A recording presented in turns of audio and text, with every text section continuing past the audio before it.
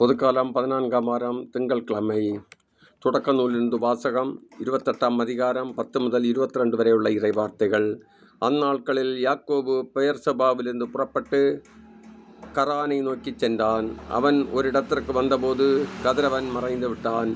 எனவே அங்கே இரவை கழிப்பதற்காக அவ்விடத்தில் கிடந்த கற்களில் ஒன்றை எடுத்து தலைக்கு வைத்து கொண்டு அங்கேயே படுத்துறங்கினான். அப்போது அவன் கண்ட கனவு இதுவே.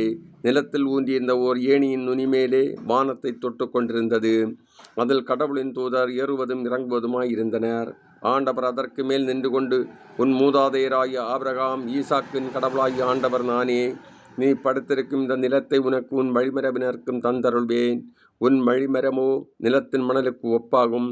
நீ மேற்கு கிழக்கு வடக்கு தெற்கு திசைகளில் பரவிச் செல்வாய். உன்னிலும் உன் வழிமரபிலும் மண்ணுலகின் எல்லா இனங்களும் ஆசி வருவன.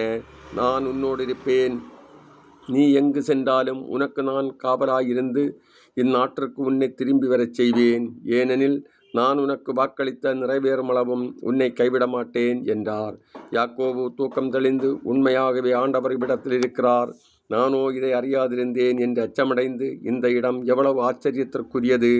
இதுவே இறைவனின் இல்லம், விண்ணுலகின் வாயில் என்றார்.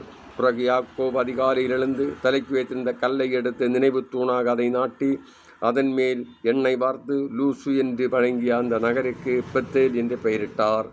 மேலும் அவர் நேர்ந்து கொண்டது, கடவுள் என்னோடிருந்து நான் போகிற இந்த வழியில் எனக்கு பாதுகாப்பளித்து உண்ண உணவு உடுக்க உடையும் தந்து என் தந்தையின் வீட்டிற்கு நான் நலமுடன் திரும்பி செய்வாராயின் ஆண்டவரே எனக்கு கடவுளாக இருப்பார். மேலும் நான் நினைவு தூணாக நாட்டிய இந்த கல்லே கடவுளின் இல்லமாகும்.